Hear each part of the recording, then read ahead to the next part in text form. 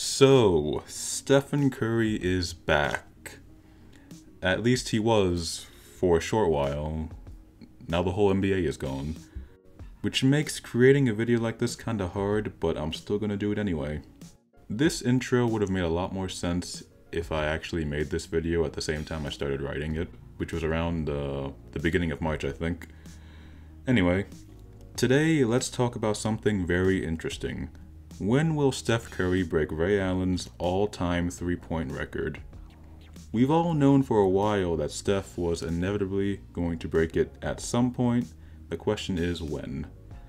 Well, let's do some math and try to figure it out, even though I don't know what the future of the NBA and the whole world really is going to be like. Ray Allen ended his career hitting 2,973 three-pointers.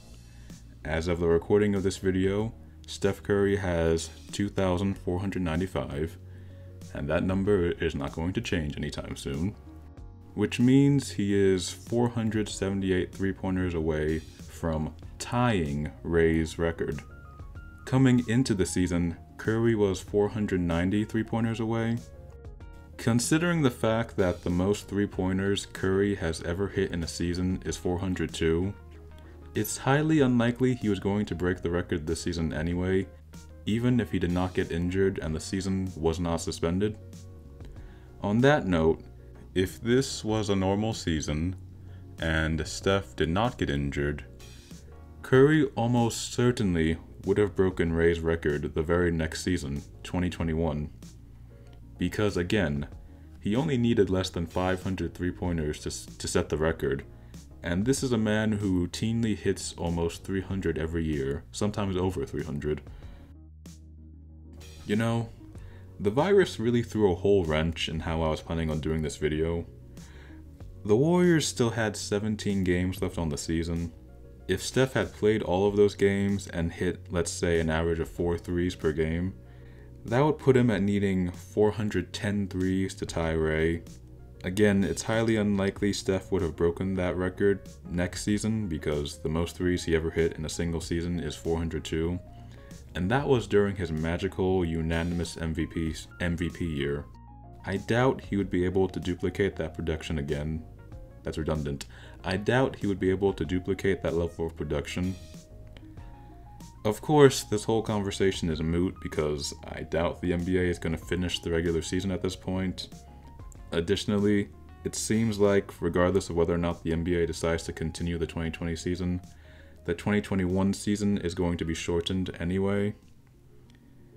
This whole situation kind of makes doing a video like this pointless because the future is so uncertain. I'll say this, under normal circumstances, I'm pretty confident Steph will break Ray's record around the beginning of the 2022 season. But again, who knows?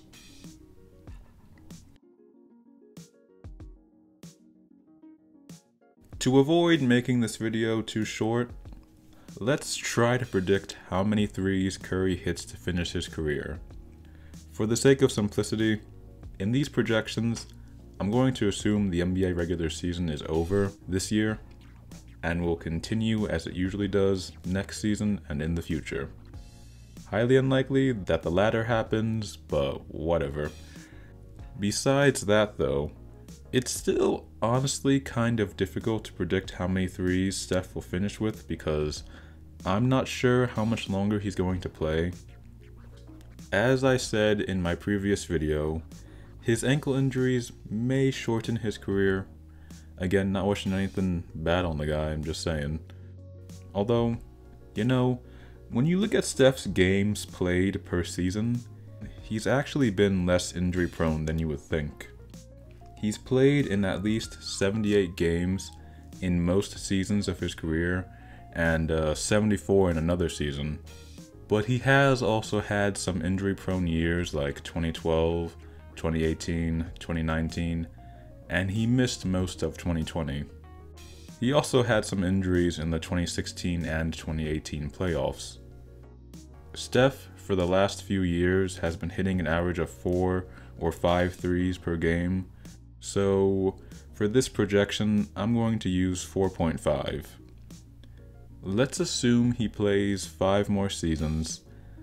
75 games in 4 of those seasons and 55 in one of them. So 75 times 4.5 times 4 equals 1,350. 55 times 4.5 equals 247.5. Yeah, for the sake of getting a whole number, I'm going to change 56 to 55. And then add that to 1,350. And you get 1,602. And then you add that to his career so far and you get 4,097. Steph Curry will become the first player to hit 4,000 threes. He would also become the first to hit 3,000. Mind you, this is assuming he only plays 5 more seasons. Despite that, he still becomes the first ever to reach 4,000, just shattering all over Ray Allen's record.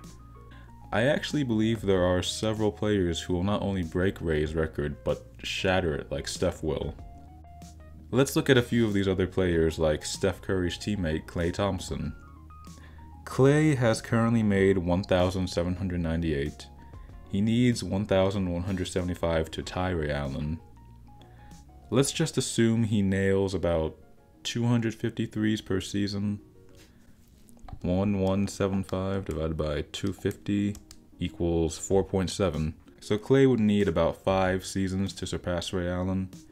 Again, this is all assuming the NBA continues as it normally does, which I think is unlikely, but whatever. I'm not going to get bogged down trying to predict all that. I don't know how many more seasons Klay plans on playing. I think I remember hearing him say in an interview that he wants to play until he's 40. So he could play like 10 more seasons, and like Steph, he would just shatter all over Ray's record.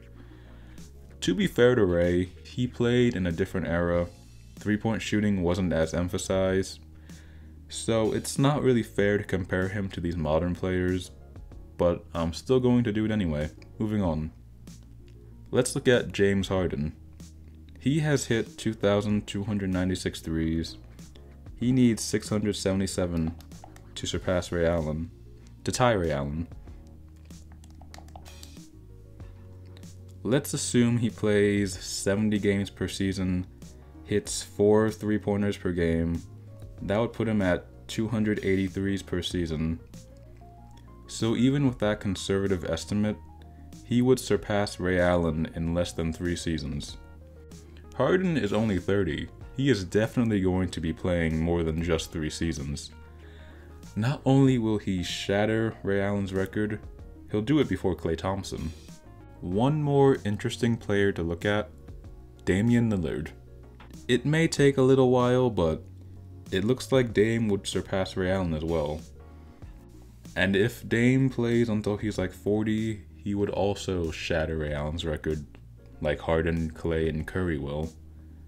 Sort of unrelated side note, if Kyle Korver plays another season or 2, he might be able to surpass Reggie. Probably not Ray though. In fact, definitely not Ray. He might be able to get Reggie, but not Ray. Just might be able to.